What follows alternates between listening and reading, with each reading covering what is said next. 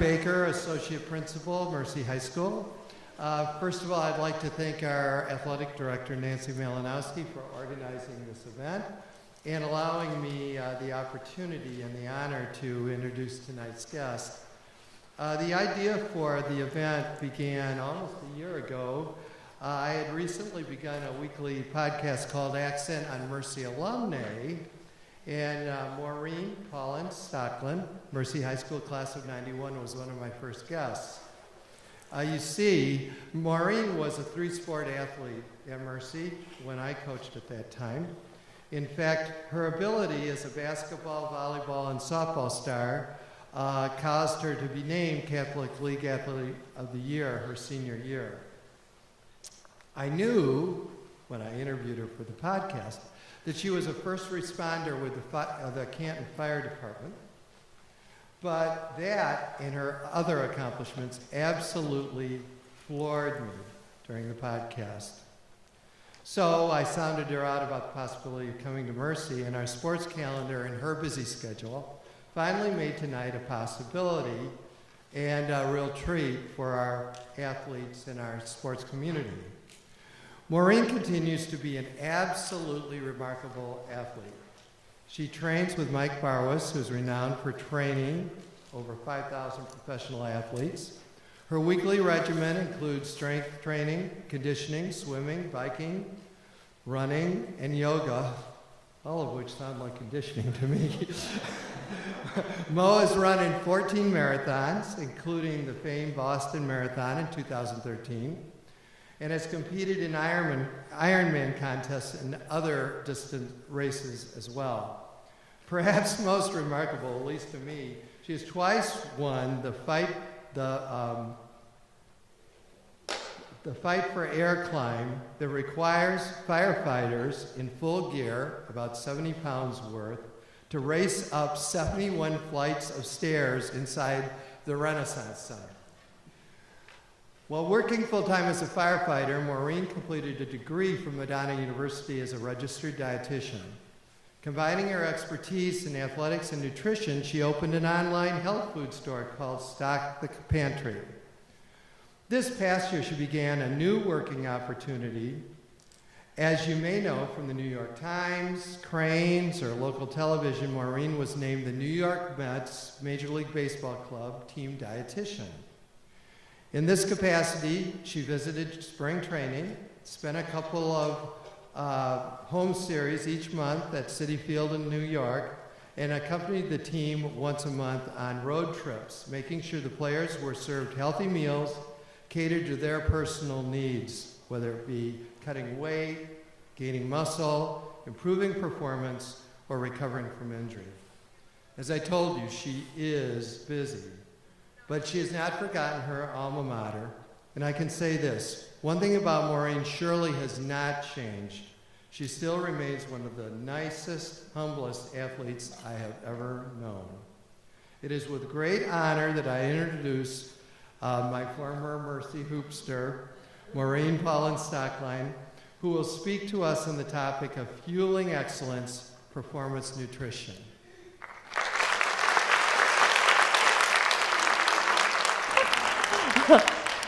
All right, so is this too loud? Everybody's okay? All right, well, thank you for that nice introduction. I will say that this is one of the first presentations where I've used PowerPoint and the mic and all this kind of stuff.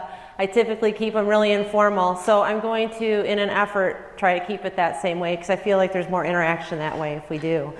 But we'll still use these technological props as well. So as Mr. Baker mentioned, I go by Mo, and I've been a dietitian for, over 20 years now, and I graduated from Madonna University, and I really kind of got myself into an aspect of nutrition that wasn't what I was passionate about. So I became a clinical dietitian, I taught cardiac rehab, and I did some weight loss counseling, and I thought this just isn't what I'm looking for. I missed being a part of a team, and I missed the camaraderie and the physical aspects of playing sports, which is why becoming a firefighter was so attractive to me, because it is a pretty physical job. So that's when I went back to the fire academy became a firefighter. So I've been doing that for 18 years now. I work in Canton Township. And what I found is that there's a lot of parallels between, or there should be a lot of nutrition involved in the fire service as well. Sorry, I get a little nervous too. So as a firefighter, what I did was about 5 years ago, I kind of resubmerged myself in nutrition. And I started training at Barwis Methods, which is where they train a lot of professional and college level athletes. They did not have a dietitian on staff. So Mike Barwis approached me and asked if I would be interested in coming on as their dietitian, which of course I accepted. And so I started working with some athletes there. And then to make a long story short, he has a facility down in Port St. Lucie, which is where the New York Mets train in their spring training season. So just by developing such a strong relationship with Mike Barwis and with the athletes, and he saw the way that I related with the athletes, he connected me with the owner of the New York Mets. And the reason I'm telling you this story is because most sports nutritionists have got 17 credentials after their name. And I am a registered dietitian. I don't have all the specialties. I don't have a master's degree. I don't have a PhD. But I am passionate about nutrition, and I practice what I preach. So I think that makes me, I can get buy-in from individuals just based on that. So he started having me work with the owner of the New York Mets, and I developed a relationship with him so that when there was an opening for a position with them, I was able to move into that position, which was really cool. So although I'm 45, it's taken me a long time to get to this spot. What I try and do is communicate to especially girls how important it is to pursue your passion right away. So I wasted a lot of time early on in my career kind of thinking, well, I've already got a degree, I did an internship, I did all this stuff, I should really stick with this. And of course I did change over to becoming a firefighter, but even beyond that, later on in life, when I was 40, I re-pursued, what I should have pursued right away. So now what I always encourage, especially high school, going into college, when you decide what you want to do, go right to the source. I wish I would have gone right to the dietitian for the Red Wings and said, hey, how'd you get your job? Because that's a really cool job and I'd love to have it. So I wish I would have done that right away. And now I have athletes similar to yourself that reach out to me and say, how'd you get your job? So my path was a little bit different, but either way, it's all through connecting and making really great relationships, being a good person, and just treating people really kind. And that's kind of the message I try and spread to everyone, is that you get places in life by treating people really well. Whether they're a person on the street or whether they're the owner of the New York Mets, I treat everyone the same. And I think that's really kind of been my kind of launch into what I do. And it's the same thing with having a really positive attitude. I try and carry that into the clubhouse. I try and carry it into the fire station. Not everyone's receptive to it, but for the most part, they can't. It makes it a lot harder for them to not be receptive when you're just kind of over the top, excited about nutrition and food and working out and exercise, and I think some people might not listen, but for the most part, it's really hard not to.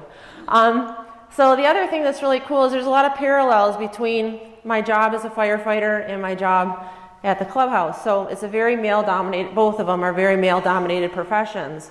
But what I want to emphasize is that my start here at Mercy really made that a non-issue for me, because never once, when people ask me, gosh, how do you work in such a male-dominated profession, or you're the only female there, I never even thought of that being an issue until people started to bring it up to me. And then I thought, wow, I am the only girl here, or in the clubhouse, I'm the only female there too. But either way, it's how I carry myself, but I never once thought I can't do something because I'm female. So that's gotten me pretty far in both of my professions as well. So essentially, what I have is 2 full-time jobs right now. So I work full-time at the fire station as a paramedic and a firefighter. And then I also, during the baseball season, work essentially full-time with them. So my position at the fire station enables me to do that because we work a 24-hour shift. So we have this 4-day block where we're off, and I'm able to do my traveling then. So fortunately, I have a really understanding husband who allows this to happen, because I'm on the go all the time during baseball season. But I just wanted to emphasize that my start here at Mercy has really kind of pushed me into, not even thinking of my jobs, either one of them, as being male-dominated professions or being the only female there. So a couple of years ago, I had this really cool honor of, See, I'm not used to slides, so I don't even click through them. Goodness. I think we've more than covered this. You're tired of me already, probably. Like, gosh, get on with it. Let's talk about food. Okay. Just in case you haven't had enough of me, we're going to watch a video about me. So I wasn't even going to put this in, but this was a really cool thing that I had the opportunity to participate in. And it was, once again, because I was a female in this male-dominated profession. So Brawny Paper Towel did this Strength Has No Gender campaign a couple of years ago. And it was really cool. They flew me to Atlanta. They chose 4 females in the whole United States to be a part of this. And I think some of it had to do with my success in the firefighter climb for air in Detroit. And so I got selected. So I got to go to Atlanta, and it was this big like TV promotion thing, and it was way over the top for me. But it has a really cool message, and so I thought I would just play this just because, you know, it's the right crowd for it. Oh, jeez. I'm telling you, I need to go back to school.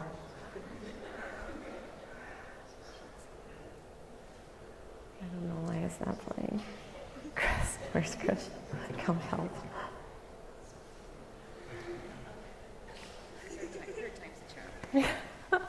That's why you have to travel with your husband. Try going out of the slides. Yes. Out of the presentation. Okay. I knew someone in this crowd would know how to deal with this situation. Here we go. We'll just watch it in this format. Don't mind the 27 desktop things that I have opened up on the side. Surviving. And by surviving, I mean not Need to turn being it up. overcome by fear of going into a burning building when everyone else is running out. My name is Maureen Stoecklein, and I'm a firefighter in Canton Township in Michigan, and I've been a firefighter for 16 years. I was always taught that the words I can't or Sorry. I promise the nutrition portion is going to run much more smooth than this. let a girl do it. Let a girl. Let a girl do it. I think the biggest moment for really any firefighter is actually going into a fire and surviving. There you go. Surviving, I mean not being overcome by fear of going into a burning building when everyone else is running out. My name is Maureen Stoecklein, and I'm a firefighter in Canton Township in Michigan, and I've been a firefighter for 16 years. I was always taught that the words I can't are unacceptable. My parents would say, do something else, rephrase it. I think if you carry an I can't attitude through life, it gets you through any experiences that come up that may seem challenging or impossible. I'm proud to be a firefighter and be a female firefighter, and I want to instill that there are no limitations for what you can do.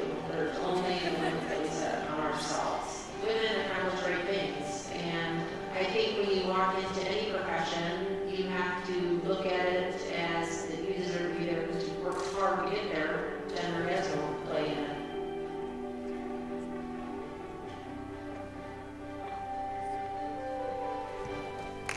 Thanks. All right.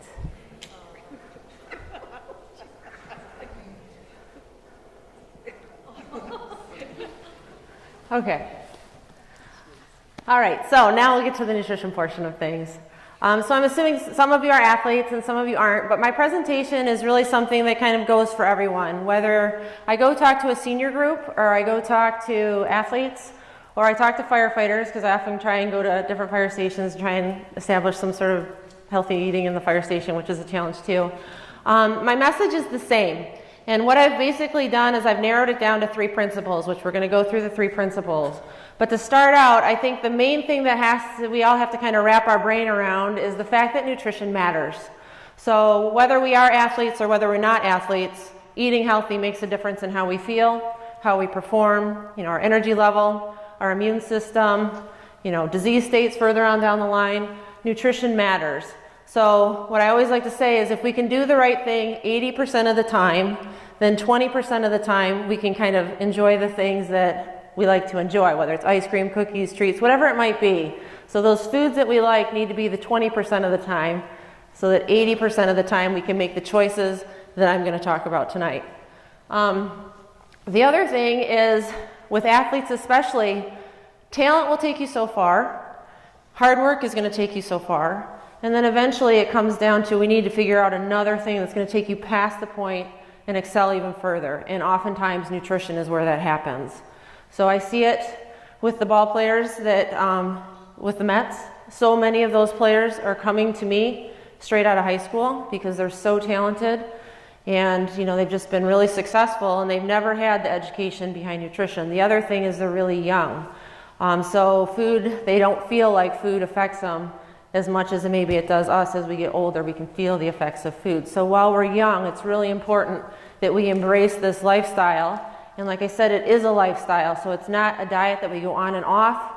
And it's something that the entire family can embrace so that we're not feeding 4 different people or 4 different diets in one household. This is something that the athletes can embrace as well as the parents, the younger kids, grandparents, whoever lives with you. So it's something that the entire family can do without it being considered a diet.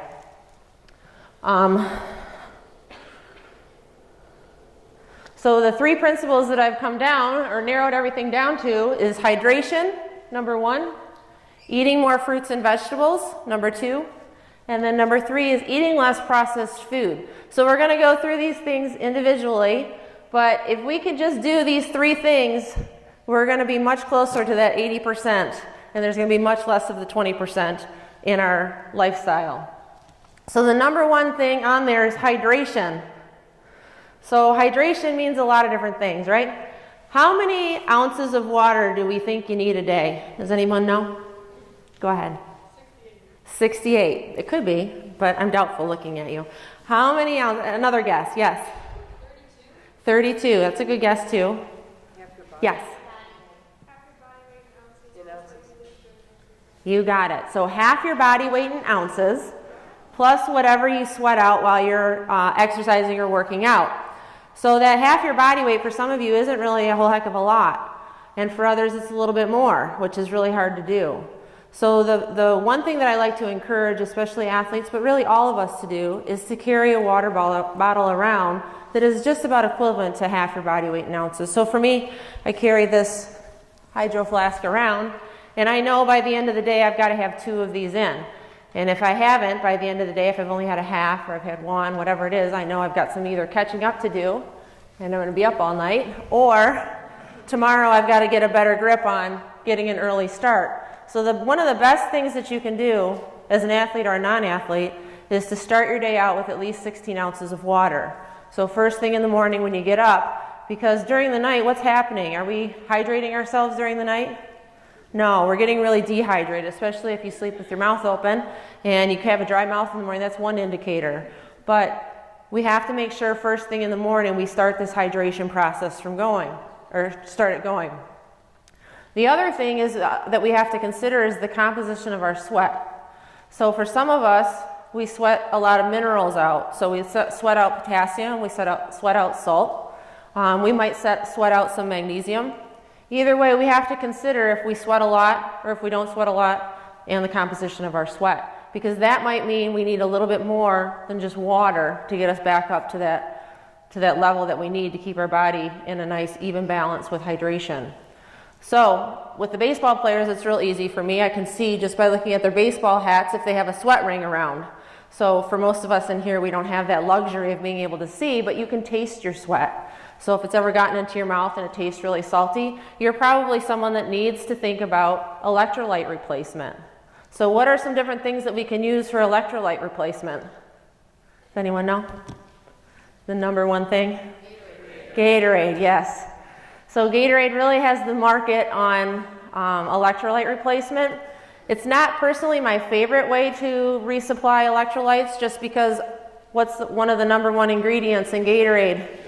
You got it, sugar. So yes, when we sweat a lot and we're working out in an environment that's really hot, and if we're working out for more than an hour, that's kind of the measure for I need some electrolytes on board. And also, like I said, depending on your sport and the environment that you're in. But anything that goes beyond an hour, I always start to think about, am I getting electrolyte replacement for my athletes or for myself? So what we do at the ballpark with the Gatorade is we dilute it, because that way you're still getting a little bit of the sugar, but not a lot of sugar. and you're still getting the electrolyte replacement that you need. So G2, I'll be naming some different brands of things as we go along. I wish they paid me to endorse them, but they don't.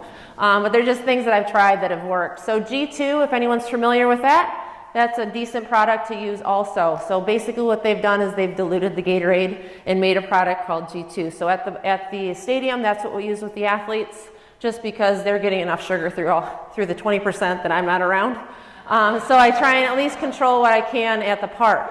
So an interesting fact with baseball is that the ball players, they play 162 games, which I didn't realize that when I took the position. I thought, oh, the baseball season, what's that, like 3-4 months? They play 162 games, it's a lot of baseball. It's a long season. But the other thing with them is that they eat 75 to 100% of their meals at the park. So obviously they have resources that we don't have as just regular people that have to do things on our own. So we have a full-time chef, they have massage therapists, physical therapists. I mean, you name it, it's at their fingertips. So we prepare breakfast, lunch, and dinner for them. We prepare pre-game snacks. All of this right there for them, and even with that luxury, some of them still try and buck the system a little bit. So we really try and hone in on that environment that they're in and only have foods that are going to serve their purpose, G2 being one instead of the Gatorade. There's another product that I really like that maybe some of you have tried called Nuun, N-U-U-N. Has anyone in here tried these besides my friends that are sitting right here? I've got them all on it. You have, okay, great. So there are these tubes, little tablets that you just drop into your water, and they're electrolyte replacement. They don't have they might have a couple grams of sugar, but not much.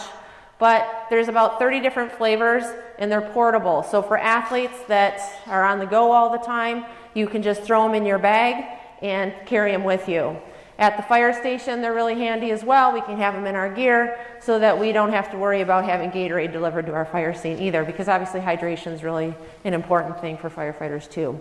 So either diluted Gatorade, G2, or the Nuun tabs. And if you haven't seen those, they have them at Kroger now. They have them at Myers, REI, Running Fit, you name it. I've seen them everywhere now. Fresh Time has them. But they're a really great product if you haven't tried them. So some of the things that can happen when we are dehydrated none of them are good things for an athlete, right? So we can get dizzy, we can get nausea, we can get lightheaded. And the other thing that's really hard about getting dehydrated is it's hard to catch up really quick, which is why oftentimes you end up with an IV to get you hydrated. So we have to stay on top of our hydration throughout the day. So while you're at school, it's got to be kind of in the forefront of your mind to carry a water bottle or something to make sure that you're constantly hydrating so that come time for practice or your event after school, you're ready to go and you're not pounding 40 ounces of water before you play because it's all going to sit in your guts, right? And then the other thing that's really important is that we hydrate right after our activity. So at the ballpark, what we do is we weigh the players in when they come in and we weigh them when they leave. And so for every pound of weight that they lose, it's fluid because they haven't somehow lost 3,500 calories worth of body weight during that day. We don't let them leave until they replace it with 16 ounces of water per pound of body weight. So obviously that's not probably something we can do here, weigh you in, weigh you out. It's all part of the luxuries of being a pro ball player, but you can at least be mindful of it and nip it right away. When you leave, have another 16 ounces of water. So at least you're reestablishing some of that fluid that you've lost. Whether you're taking an hour class, cycle class, Mr. Baker, a cycle class, or you're going for a run, whatever it is, we've got to stay on top of it before, during, and after. And that during part is where you might want to think about electrolyte replacement. All right, any questions on hydration? Okay. Oh, P. How could I forget? So the P scale. My graphic here. So unfortunately too, so we only have really one way of evaluating how hydrated we are because we don't have all the special tools to dip in the urine like we do with these guys. So just looking at the color of your pee. So if your pee is real light colored, you're probably doing pretty well with your hydration. If you're getting near the bottom where it's pretty dark looking, and we've all kind of checked the toilet after we've peed and thought, oh my gosh, I need to drink some more water. Then you want to get yourself back up to the other. The only way to do that is to drink more water. The one thing that I'll caution you against is if you take vitamins. So if you take vitamins, your pee might be a little bit darker just by nature of taking the vitamins. So it's not something to worry too much about, but you still want to be mindful of flushing those vitamins through as well. So pee is the one thing that we've got, the one tool we've got to look at to see how hydrated we are. All right, so the next thing is eating more fruits and vegetables. So this is pretty interesting because I think as a population, we've gotten really focused on, am I getting enough carbs? Am I eating too many carbs? Am I getting enough protein? I'm only going to eat protein. I was from the fat-free generation where we lived off Snackwell cookies and pretzels, so it was like too much fat. Now they're saying we need more fat. So there's all this information out there that is very macronutrient focused. And so we're going to talk a little bit about the macronutrients as we keep going. But the micronutrients is really what we need to focus more on. And these are vitamins and minerals. So where do we get those from primarily? We get them from fruits and vegetables. Does anyone have any idea how many different fruits and vegetables, not servings, but how many different fruits and vegetables we're supposed to eat a day? 6? That's a good guess. 8? Closer. So it's 8 to 10. 8 to 10 different fruits and vegetables a day in order to make sure that we're getting all the vitamins and minerals that we need throughout the day. So you can just think about your day today, or if today wasn't a good day, maybe yesterday was better. Pick a day and think about, did I get 8 to 10 different fruits and vegetables a day? For the majority of us, it's no way. So what we need to be more mindful of is how can we increase that throughout the day? So starting at breakfast, moving to snacks, lunch, dinner. So the difference is how many servings do we need a day? So serving wise, we need 5 or 6 servings of fruits and vegetables a day. So if we have a salad and we load it up with red bell peppers and we put spinach and kale and we put mushrooms on there, so you can, in a salad, you could essentially get all 8 to 10 of your fruits and vegetables, which is great. But then we're still a shortage with the 5 or 6 servings a day. So what we need to really try and do is focus on getting more of the fruits and vegetables, because in the long run, what do vitamins and minerals do for us? They are important for recovery. They're important for our immune system. They're important for disease prevention. So all of these things that we need to think about in the long-term health and also in the recovery process as athletes comes from these fruits and vegetables. So what about folks who say, okay, well, I take a vitamin, so I'm good. So you take a vitamin, are you good for the day? The problem with that is, what are we missing out on? It starts with an F. Fiber. So by not eating fruits and vegetables and just taking a vitamin, we're missing out on all of the fiber. And fiber is obviously important for regularity, it's important for satiety, and it's important for cholesterol too, if that's ever an issue.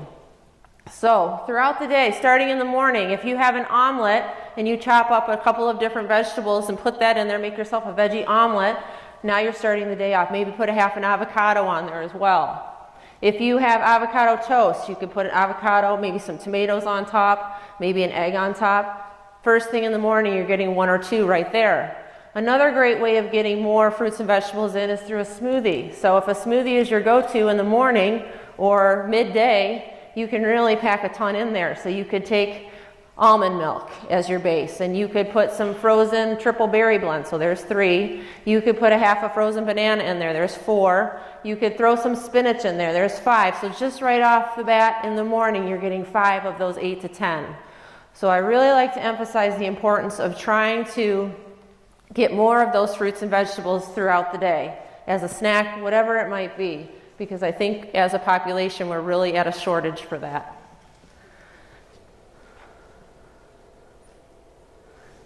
All right, and then the third point is eating less processed food. So processed food takes on a lot of the foods that generally we include into our daily regimen. But what does processed food mean? Does anyone know? What qualifies as processed food without looking at that? So things that have a lot of ingredients, things that stray from their most natural form. So if something doesn't have an ingredient list or a food label, it's obviously not processed. So there's dietitians out there that think this is a horrible thing to say because there's all sorts of different variations in processing. So are frozen vegetables processed? Well, technically, yes, they are. Frozen fruit is processed. But what I like to just encourage you to do is to take a look at the ingredient list. If the ingredient list looks like it belongs in your science project, then it's probably not the best thing to eat. I use a 5-ingredient rule. If I get beyond the 5 ingredients and it starts to get into things that I don't recognize or know what they are, sometimes vitamins and minerals are listed on there and those can be tricky. But the things you want to do is you want to make sure that they're ingredients that you recognize so that your body can recognize them, and metabolize them. and utilize them how they're supposed to be used.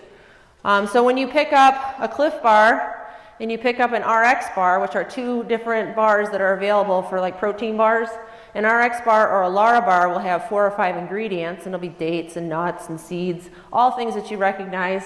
A Cliff Bar or a Gatorade bar is probably going to have 15 to 25 different ingredients, and a lot of them are probably ingredients you don't recognize. So there's usually a better option right on the same shelf. It just takes some time to kind of go through and read the labels. So when you look at a label, do we need to look at carbs and protein and fat? Yes, those are going to be things that we're going to look at. But the main thing that I encourage you to do is to look at that ingredient list and see what you're actually putting into your system and how is it serving you. Is it something that's going to give you fuel, it's going to give you energy, it's going to fuel your sport? Great, then have it. But if not, then we got to make a different choice, because we're always reverting back to that 80-20 rule again when we're making food choices. So the other thing that falls under this category of processed food would be going out to eat, right? Because we don't know exactly what we're getting when we go out to eat. So obviously, preparing our own food is going to be best. I know we're all busy, and it's really challenging to do, especially when you have a family all going in different directions.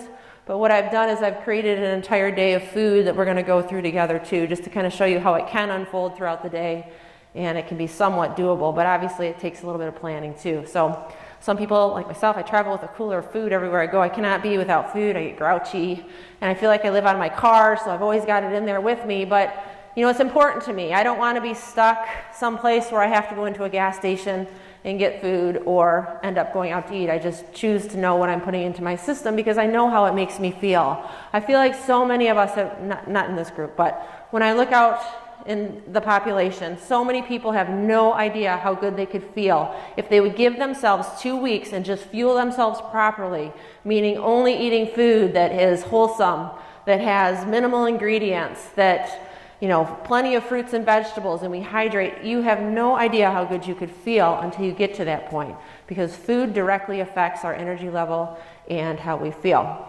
Oftentimes, when we feel tired, what do we turn towards? We turn towards caffeine. Maybe not so much, well, probably in high school. I think I did drink coffee in high school. God, Starbucks wasn't even around. Now it's popular. Gosh, you're probably drinking so much caffeine. So often we turn, when we have low energy, we turn towards caffeine. And in reality, what do we need to have energy? Number 1, sleep. Yes, and probably most everyone in here is deprived of sleep. Whether it's work, studying, family life, whatever it might be, sleep is often the most neglected part. So if we're not getting enough sleep, we're going to be tired, yes. But if we are getting enough sleep and we're still tired, what else could it be related to?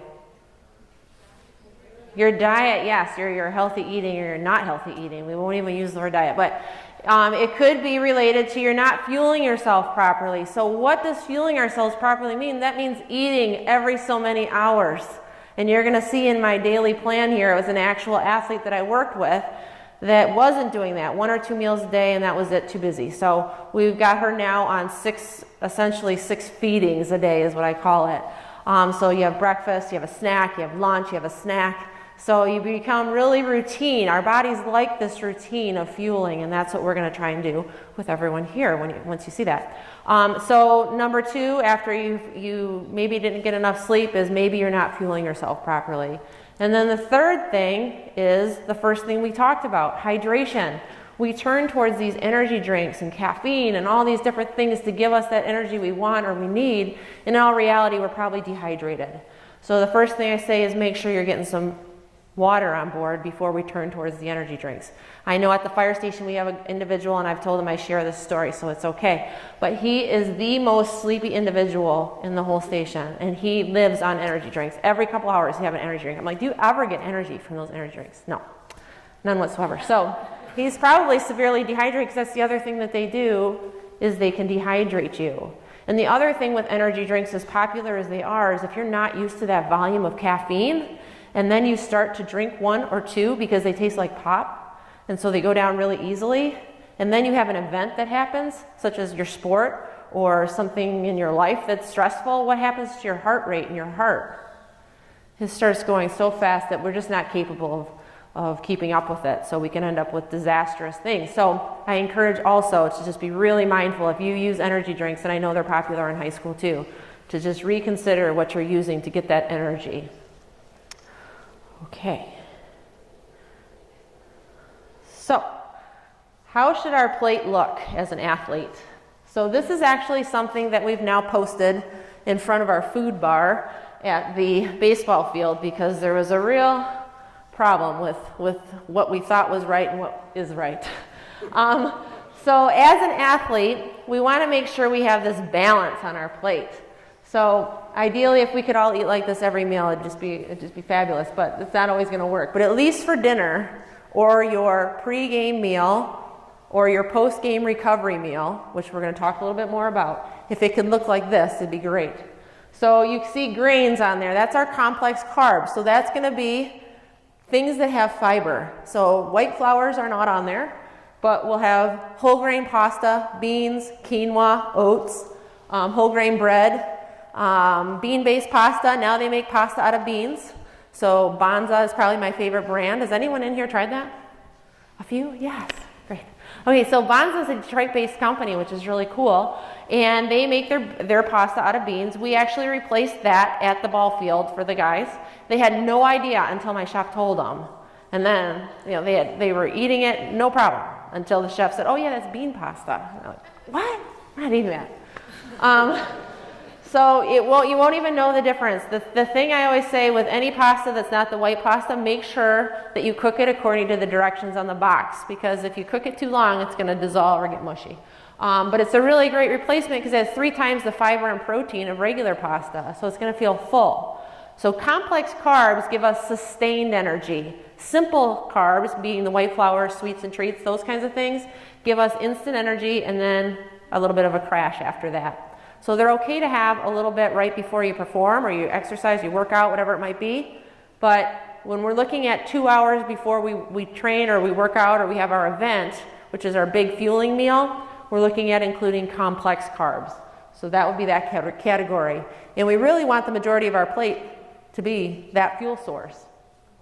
Then the next thing on there is the lean proteins. So lean proteins are going to be fish, chicken, turkey, lean red meat. Pork tenderloin would fall in there. And if you're plant-based or vegan, then you want to make sure you have some beans or some other source, whether it's a soy source of protein. So about 30% of our plate, 25 to 30% of our plate is going to be that lean protein. So the thing that we tend to do is we overdo it in the protein department, and your body can only digest and metabolize so much protein at one time. And that's about 25 to 30 grams of protein. And that's about 3 or 4 ounces of meat. So if we go out to eat and we sit down to a 10-ounce steak, what happens to all that extra protein that we're taking in? What does it get stored as? Fat, yes. So that's why it's so important that we spread this out throughout the day so that our body can metabolize and utilize it properly. So at a meal, we're looking at about 3 to 5 ounces of meat so that your body can use it properly. And then the rest of our plate is what? Those vegetables again, right? So that's sort of proportionately how you want your plate to look when we're looking at fueling properly. And then this is hard to read, so I'm going to go through it with you. But this is how a day should unfold for an athlete. So as you can see, there's 6 meals on there, or 6 feedings, like I said. And we're starting ourselves out with breakfast in the morning. So I don't know if anyone in here skips breakfast, but breakfast is the most important meal of the day, still. Since I was little it was and still is. Because it starts our engine. You can't run your jet plane on fumes, right? So we want premium fuel, and we want it coming in first thing in the morning. So as hard as it is when you're getting up at 5, or probably some of you earlier than that to get to school, we've got to get something into our engine to get it going, especially if you're an athlete. Because now what you're doing essentially when you wake up, you have your 16 ounces of water, you're preparing for your event or your practice. And we're front loading our day because that's taking place at the end of our day. So in the morning, I put some different options out here. We've got Greek yogurt. So if you like Greek yogurt, that's a great breakfast and it's quick and easy. There's 3 brands that I like, Okios 000 being one. Number 2 is Faye, that's another Greek yogurt brand. And then newer on the market is YQ yogurt. So those three do not have any added sugar, which is really cool because when you look at yogurt, there's a whole aisle of it now, and it's loaded with sugar. Some of them have more sugar than having a soda. The other thing that I paired with it is some granola. So now we're going to get some of those oats and some of those fats from the nuts that are in granola. So you could put 1/4 of a cup or put some granola in there, and then some fresh berries because we're trying to get those fruits and vegetables in for the day. So that's one option. The next one is some toast, the avocado toast I talked about. So you could have a couple slices of toast. My favorite bread is this Dave's Killer bread, if you've ever seen it at the store, but just using a whole grain bread. One that needs to go into the refrigerator because it doesn't have all the preservatives that enable it to sit on the counter for months on end and not get moldy. You could also combine it with peanut butter, or almond butter, or nut butter, whatever one you like. So you're getting some protein, you're getting some healthy fats. The idea here is to combine some complex carbs with some protein. Protein and fiber keep us full for a longer period of time. If you know anyone who's diabetic, this is how they eat. They eat consistently all day long, and they're always focused on getting fiber and protein. It makes us feel full for a longer period of time and gives us that sustained energy. We can't survive off of, in the morning, sitting down to a bowl of Lucky Charms or a high sugar cereal that has no fiber and no protein. You'll be hungry again. That's why we can sit down and plow through a whole box of cereal and never feel full, because there's no fiber or protein in most cereals, really. The other thing that I put on there is overnight oats. This is something that's really popular at the park. It's something I make at home as well, and it's really easy to do. So you can prep a whole week's worth of overnight oats and have your breakfast ready to go. You can eat it cold. You can warm it up if you like. I usually just eat it cold. We started out just making 10 of them for the ball players. We thought they're never going to eat these. And by the end of the season, we were making 20 or 30 of them because they loved them. So basically, you just put some oatmeal in there. I put some almond milk in mine usually, so twice as much almond milk as you do oats. And then I throw some almond butter or peanut butter in there. I put chia seeds in there. Chia seeds are really high in fiber and protein. They don't have any flavor. They get stuck in your teeth a little bit. But they add omega-3 fatty acids, which are an essential fatty acid we have to get through food. And chia seeds are really high in them. So I throw those in there, plus they're a binding agent. So they bind it into almost like a pudding. And then you could throw some fresh fruit in there. You could put a little bit of pure maple syrup, whatever the combination is you like. But that's something that you can prep ahead of time and have ready to go. So we have breakfast, and then a couple hours later, so every 2 to 3 hours, we're feeding ourselves. We have some sort of snack. So once again, we're looking for that combination of complex carbs, some fiber, some healthy fats, and some protein. So some of the bars that I listed on there, you can get them all at Kroger and Meijer now. Lara bars are decent. There's not much protein in those, but if you have that and a handful of almonds, or you have some peanut butter along with it. RX bars are egg white based, so they have some egg white protein in them. So we're looking to get about 12 to 15 grams of protein at a snack in order to make it something that's going to make us feel full and like we've had something to eat. Another good one is the Kind bars or the Kind protein bars. And like I said, all of this is just from Kroger, so it's easy to find. Some vegetables with hummus would work. An apple with peanut butter would work. Would a bag of pretzels work? No, not so much. Unless we had some almonds or we dipped them in some peanut butter or something. We're trying to get that good fats and some protein so that we're not just snacking on simple carbs all day. Your yogurt would fit here. I know that sometimes at school that's probably a challenge to have that. Quite honestly, the bars are probably the easiest thing for you to have. You can keep them in your bag and they're ready to go. Just when you look at buying a bar, it's almost like the yogurt aisle now. There's a whole aisle of these bars and it's really confusing. So just find a couple that have that 12 to 15 grams of protein, not a lot of ingredients, and make those your go-to. The other thing that we do a lot of is making homemade granola bars. So make some bars or make the energy bites. Has anyone tried the energy bites that you roll into a ball? You can put all kinds of goodies in there. So when you're making some, make a lot and throw them in your freezer, and then you can have those ready to go as well. One of my favorite sites to pull recipes off of is called Running on Veggies. She's got a great list of, she calls it workout fuel, I believe, in her recipe list. But she's got all kinds of recipes for energy bites and granola bars and muffins, things that you can make by the dozen or two and then just keep them in your freezer ready to go. And then come lunchtime, one of the easiest things for lunch is to do a bowl style. So I know some of you are probably eating at the cafeteria, and I haven't been in Mercy's cafeteria. I should come visit just to see the transformation that's probably taken place since I was here and we just had nachos. I think that was the big thing. But what I typically do is I just combine everything into one bowl, kind of like Chipotle, only with my own food. So Chipotle, if you're going to go out to eat, is a halfway decent place because you're able to get some complex carbs through beans and brown rice. You're able to get a protein in there. You can get some vegetables on top of it. You can get some good fats through guacamole or an avocado there. But if you can just kind of think like that at home and make your own. So put some complex carb of some sort, quinoa, brown rice, whatever it might be. Whatever your protein is that you have. It can be tuna, it can be salmon, chicken. Toss some veggies in there, mix it all together, put some seasoning on, and you're good to go. And it can all be just into one bowl. But essentially your lunch and your dinner are going to look the same. So when we look at athletes and fueling athletes, 2 hours before your event is where your nutrients really need to be timed properly. So for most of you guys, I'm thinking that you practice right after school, or your event is at 4 or 5 o'clock. So we're looking at a pretty solid after-school snack and a really decent lunch in order to make sure that you're fueled properly for your events. And then the other thing that you'll always want to consider, and this is often overlooked, is right after your workout. So we have this small window of opportunity to refuel and to recover. When we exercise and we work out, especially when we're doing it intensely, we get this inflammation that happens. So there's different kinds of inflammation. When we cut ourselves, inflammation is good because it helps protect the wound site.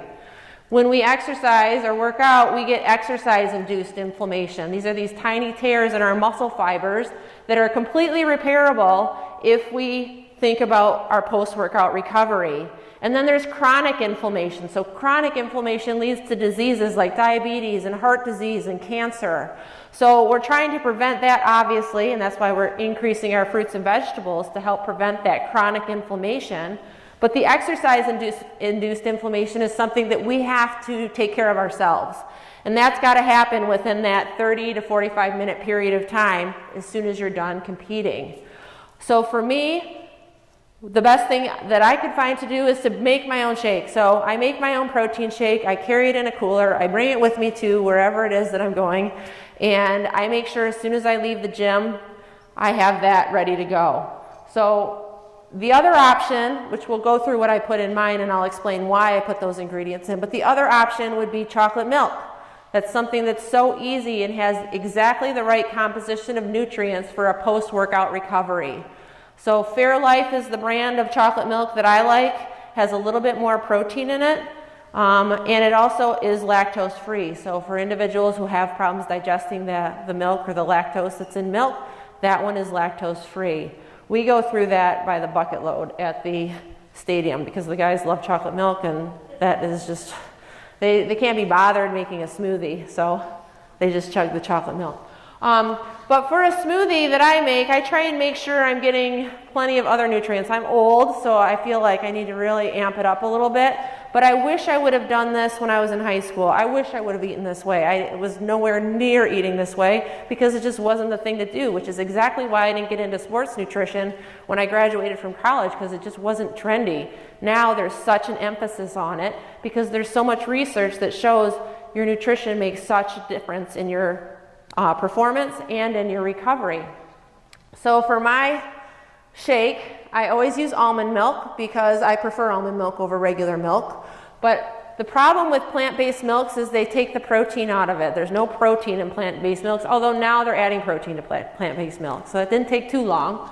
But the cool thing about plant-based milks is there's still calcium, and there's a lot of calcium in it. 3 times is what's in regular milk. So I use that as my base because it tastes good. So I use unsweetened vanilla almond milk. I always throw a cup of frozen berries in there because it makes the smoothie taste delicious, and plus you're getting 3 of those 8 to 10, right? I put chia seeds in there because it thickens up the smoothie for me, and also because I'm trying to get more fiber, protein, and those omega-3 fatty acids. I'm primarily plant-based, so I'm always trying to be more mindful of making sure I'm getting all these nutrients in and getting enough protein.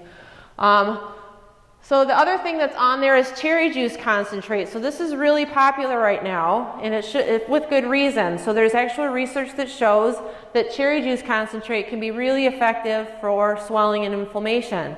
They've even done studies to show that some people get relief, almost like taking Motrin, from using cherry juice concentrate. So more recently, I'd say within the last year or so, I've been super consistent with making sure every day I get 2 tablespoons of this cherry juice concentrate.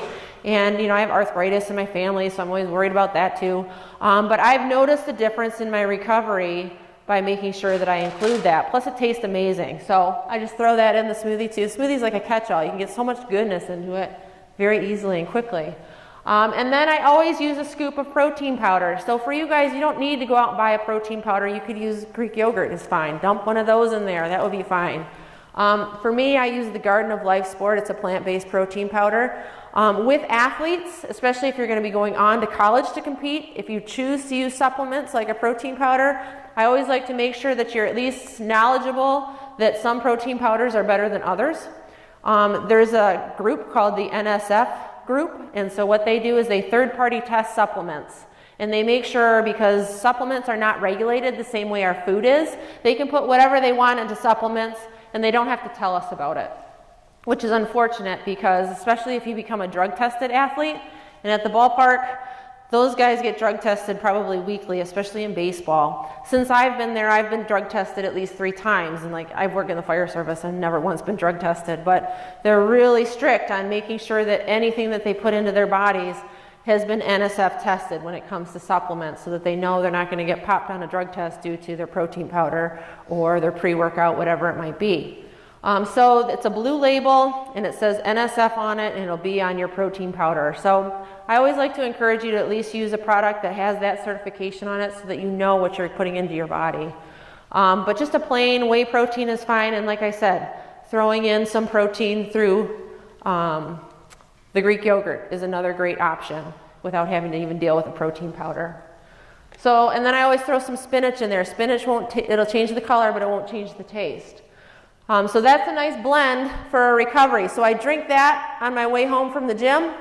I go home, I take a shower, and then I sit down and have a meal. Because within 2 hours, you want to make sure you get a meal on board that's going to now fuel tomorrow, right? So when you get home and it's late, and you think, oh, I'm not going to eat at 10 o'clock at night, and you haven't eaten since before your game, is that a good way to prepare for the next day? No, we got to have something. So one of my favorite suggestions is, if you don't feel like having a heavy meal, at least make yourself an omelet, or have a couple eggs, maybe some veggies, maybe a bowl of fruit along with it. Get some protein and some form of carb so that your body can still get some sort of recovery process going, and you can be ready to go the next day. Because essentially that's what we're doing as athletes. We're thinking from morning until night, how am I fueling and how am I recovering? That's kind of how your day rolls.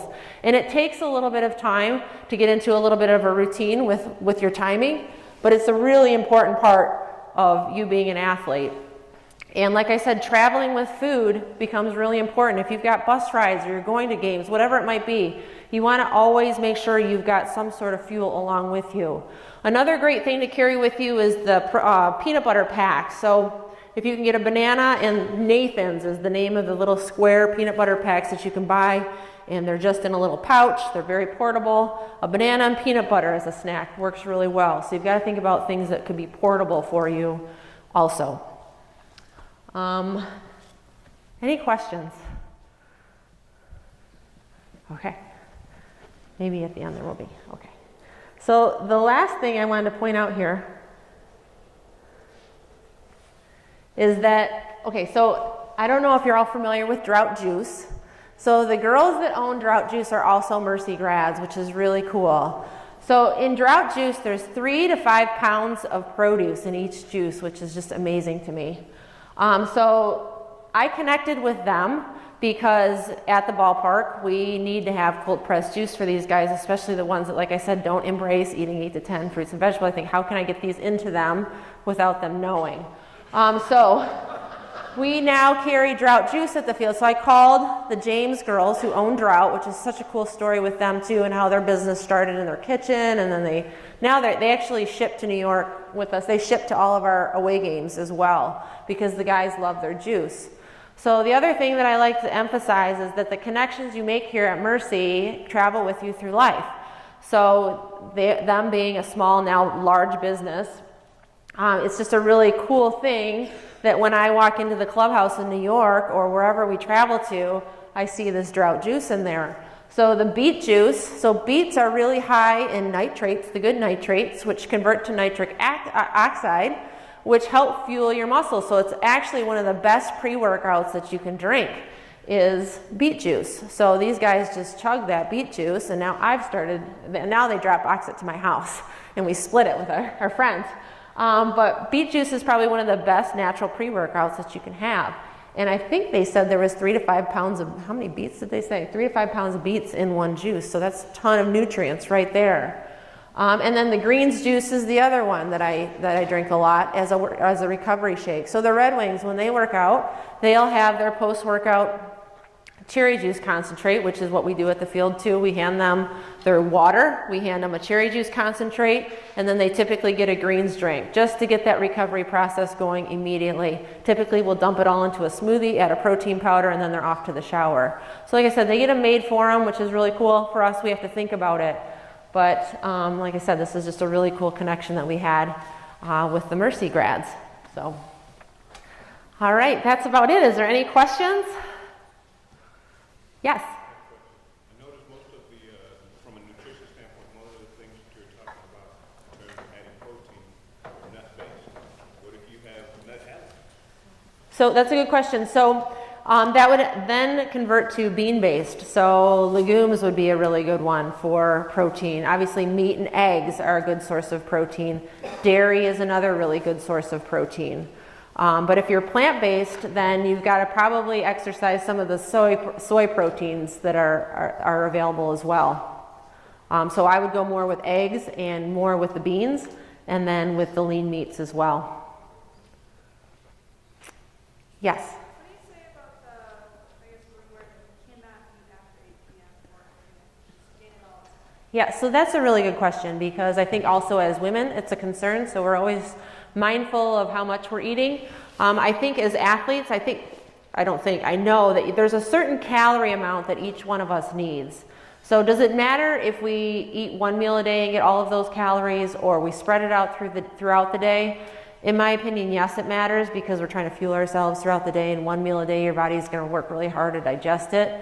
But even if it's 8 o'clock at night and you're getting home and you haven't eaten since, like I said, noon or whenever pre-game might have been, you still want to make sure that you're eating, and you're not going to gain any weight by doing that. It's still going to come down to you need a certain amount of calories. So if we overconsume our calories at 8 o'clock, or we overconsume our calories first thing in the morning, we just go on a buffet binger, it's going to essentially have the same outcome. Now the difference being, if you have a heavy meal at 8 o'clock and then you turn around and go to bed, your body's going to kind of work for most of the night on digesting that, so it might affect your sleep. But no, you still need to have those nutrients coming in. That's a good question. Yes?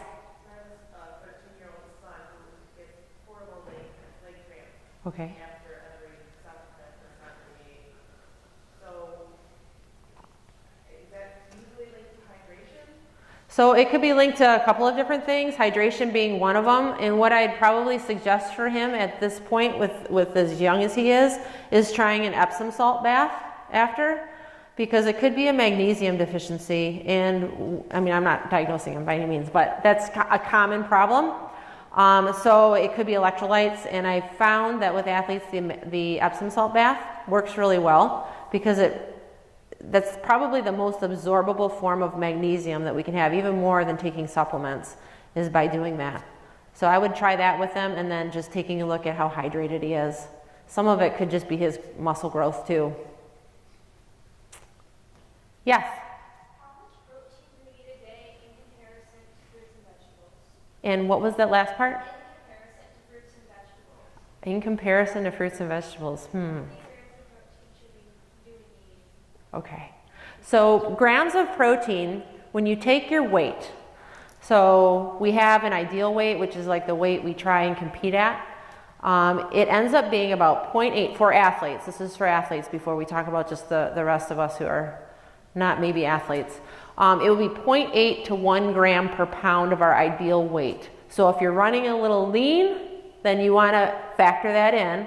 And if you're running a little heavier than what you like to compete at, and you're trying to maybe lean out a little bit, then you want to go with that weight and use that 0.8 to 1. Now that's for athletes. For the rest of us, we're looking at 0.8 grams per kilogram to 1 gram per kilogram. So you got to divide your weight by 2.2 and then multiply it by 0.8 or 1. And that'll give you your grams. Like I said, generally we overconsume in protein. Unless you're plant-based, then you might be a little bit low. But yes, so it's 0.8 to 1 per pound. And then what was the vegetable part?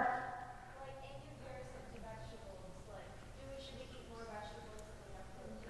So when you look at proportionately, when you have 100%, we're looking at protein being about 25 to 30% of our intake. And then we're looking at carbs being, 45 to 50%.